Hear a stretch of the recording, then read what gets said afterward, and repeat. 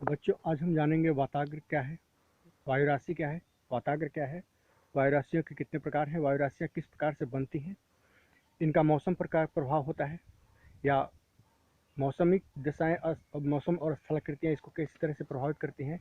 इन सभी बातों का आज चर्चा करेंगे। सबसे पहले है वायु राशि। जैसा कि नाम से स्पष्ट है, एक बहुत ही विस्तृत क्षेत्र की संपूर्ण वायु राशि जिसमें तापमान और आर्द्रता संबंधी दशाएं एक समान हो, ऐसे वायु समूह को वायु राशि कहते हैं। वायु राशि का संबंध वायु और उसके अंदर मौजूद उसकी तापीय स्थिति, उसके अंदर मौजूद आर्द्रता की मात्रा से संबंधित है। लेकिन दूसरा तथ्य यह है कि यह बहुत ही विस्तृत क्षेत्र में फैली होती है, जो कि हजारों किलोमीटर व्यास से भी ज़्यादा बड़ा क्षेत्र होता है और अपना प्रभाव उस क्षेत्र संपूर्ण क्षेत्र की मौसमी दशाओं पर रखती है। वास्तव में वायु राशि की सर्वप्रथम संकल्पना वर्गराज ने दी थी, वर्कनीज ने भी दी थी। इसके संदर्भ में सोलासवर्ग ने भी इसके संदर्भ में, इनकी विशेषताओं के संदर्भ में बात की थी। इस प्रकार वायु राशियाँ वायुमंडलीय हिस्सा होती है, वायुमंडल का एक बड़ा हिस्सा होती हैं, जिसमें आर्द्रता और तापमान संबंधी दशाएं एक समान होती हैं तथा इनका विस्तार हजारों किलोमीटर वर्ग क्षेत्र में होता है। अब रहा सवाल कि वायु राशियों की उत्पत्ति की दशाएं क्या हैं। सबसे पहली दशा है कि वायुमंडलीय स्थिति लंबे समय तक एक समान स्थिर बनी रहनी चाहिए। दूसरी स्थिति है कि वायु के अंदर, यानी उस वायु समूह के अंतर्गत तापमान और आर्द्रता की स्थिति सभी भागों में एक समान होनी चाहिए। तीसरी बात यह है कि जो भी वायु राशि निर्माण का क्षेत्र है वह समरूप होना चाहिए, या तो वह महासागरीय हो या फिर पूरी तरह से समुद्री हो। और चौथी शर्त यह है कि संपूर्ण क्षेत्र अपसरण का क्षेत्र होना चाहिए, न कि अभिसरण का। अपसरण मतलब होता है किसी एक स्थान से बाहर की ओर बिसराव या बिखराव, और अभिसरण का मतलब होता है कि बाहरी स्थानों से किसी एक केंद्रीय बिंदु की ओर अभिसरण आना। यानी एक बिंदु पर या एक स्थान पर केंद्रीकरण की स्थिति नहीं होनी चाहिए, बल्कि विकेंद्रीकरण की स्थिति होनी चाहिए। उस स्थान से बाहर की ओर जाने की प्रवृत्ति होनी चाहिए वायु समूह में या वायु राशि में या हवाओं में। यानी कि अपसरण के ऐसे स्थान पर ही वायु राशियों का निर्माण संभव होता है।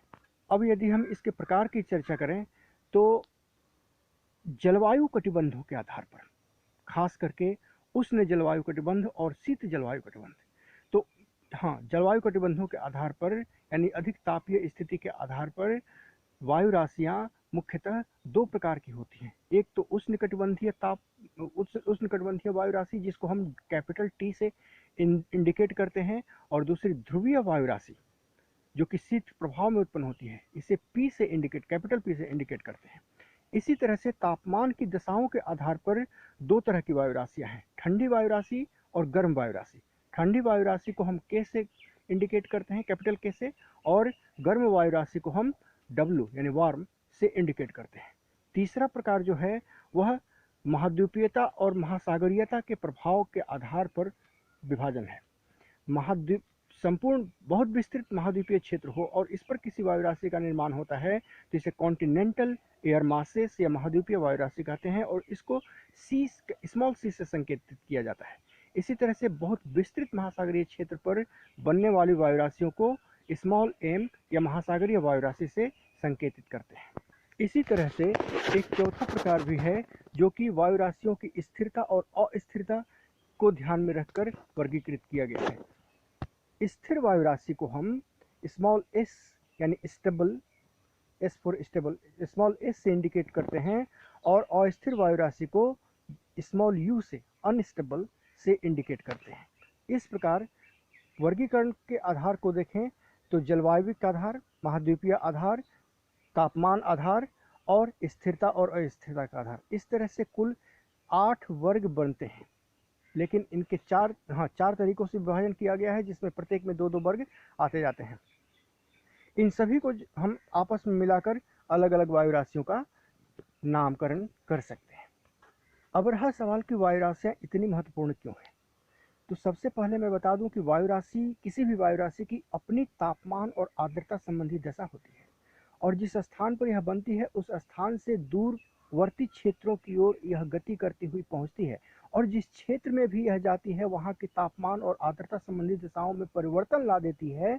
यही कारण है कि इसके कारण गंतव्य स्थल का मौसम बदल जाता है और कम से कम इस गंतव्य स्थल के मौसम के 24 घंटे से 36 घंटे तक के मौसम की गणना हम इन वायु राशियों के आधार पर कर सकते हैं। यही कारण है कि वायु राशियों का अध्ययन जरूरी है। दूसरी बात, यही वायु राशियां अगर अलग अलग प्रकार की हों, अलग अलग तापमान और आर्द्रता संबंधी दशाओं वाली हों, तो एक दूसरे से मिलने की स्थिति, मिलने के तरीके के आधार पर ये नए मौसम का निर्माण करती हैं। जैसे कि ध्रुवीय वायु राशि और पछुआ पवन, अगर ये दोनों आपस में मिलते हैं तो पछुआ पवन वाली वायु राशियां अधिक आर्द्रता वाली होती हैं, अधिक तापमान वाली होती हैं। ध्रुवीय वायु राशियां कम तापमान वाली और सूखी होती है, तो भारी होती है। ये ध्रुवीय वायु राशि नीचे उतर जाए और पछुआ पवन वाली वायु राशि या पश्चिम से आने वाली वायु राशियां उसके ऊपर चढ़ जाए तो शीतोष्ण चक्रवातीय स्थितियां उत्पन्न हो जाती हैं और लंबे समय तक इससे वर्षा होती है। तो इस प्रकार इन वायु राशियों के अध्ययन से हम मौसम संबंधी जानकारियों को एकत्रित कर सकते हैं, उसका पूर्वानुमान लगा सकते हैं। यही कारण है कि वायु राशियों का अध्ययन जरूरी है। अब अगर हम वायु राशि उत्पत्ति स्थल की बात करें तो विश्व में 4 सबसे विख्यात वायु राशि उत्पत्ति स्थल है। पहला है उष्णकटिबंधीय महासागरीय भाग, दूसरा है उपोष्णकटिबंधीय महासागरीय भाग, तीसरा है शीतकाल में विस्तृत उत्तर अमेरिकी क्षेत्र और चौथा है शीतकाल में ही यूरेशियाई महाद्वीप का खास करके आर्कटिक मैदान का क्षेत्र। यहाँ पर अलग अलग प्रकार की वायु राशियां शीतकाल और ग्रीष्मकाल में बनती हैं। इसी प्रकार वायु राशियों की उत्पत्ति के अलग अलग क्षेत्र भी हैं, जैसे ग्रीष्मकाल में सहारा का मरुस्थल।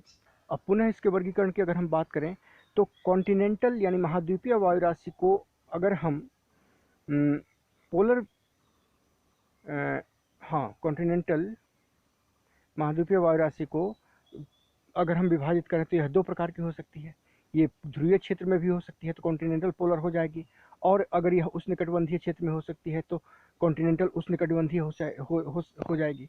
फिर इसमें अगर हम इसके ठंडा और गर्म होने की बात करें तो यह दोनों प्रकार अब 2-2 प्रकार और में विभाजित हो जाएंगे।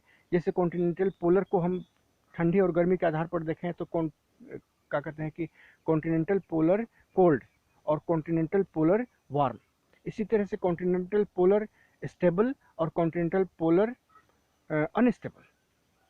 तो इस प्रकार से हम इन वायु राशियों का, अन्य वायु राशियों का वर्गीकरण करते हैं।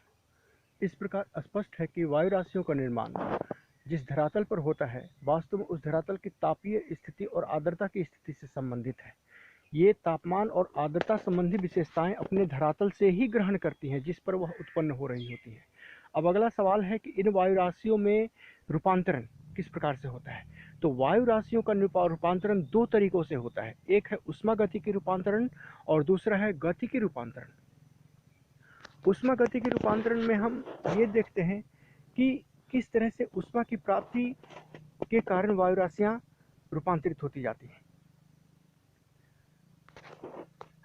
ऊष्मागतिकी रूपांतरण एक ऐसा रूपांतरण है जिसमें वायु राशि धरातल से प्राप्त होने वाले तापमान के आधार पर स्थिर और अस्थिर होती है। जब वायु राशि किसी ठंडे धरातल पर हो तो उस ठंडे धरातल के कम तापमान के कारण वायु राशि नीचे से ठंडी होती जाती है, और जो वायु राशि नीचे से ठंडी होती है उसमें नीचे से ऊपर की ओर ठंडा होने की क्रिया बहुत धीमी गति से होती है, और ऐसी वायु राशियों में ताप प्रतिलोमन की स्थिति पैदा हो जाती है और ऐसी वायु राशियां एक स्थिर वायु राशि होती है। इसमें ज़्यादा दूर तक गति नहीं होती है। लेकिन दूसरी तरफ यही वायु राशियां जब अपने क्षेत्र उत्पत्ति स्थल से किसी गर्म क्षेत्र पर जाकर स्थापित हो जाती हैं तो उस स्थल की गर्मी से नीचे से ऊपर की ओर गर्म होना स्टार्ट हो जाती है, और जैसे ही ये गर्म होना स्टार्ट होती हैं इसमें संवहन धारा उत्पन्न होने की स्थिति पैदा हो जाती है। ऐसी वायु राशियां अस्थिर वायु राशि होती है। ऊष्मागतिकी रूपांतरण तीन बातों पर निर्भर करता है। पहला है कि धरातल की प्रकृति क्या है, अर्थात धरातल ज़्यादा ठंडा है या ज़्यादा गर्म है। अगर ठंडा है तो स्थिर वायु राशि का निर्माण होगा, अगर गर्म है तो अस्थिर वायु राशि का निर्माण होगा। इसी प्रकार दूसरा कारण है कि उत्पत्ति क्षेत्र से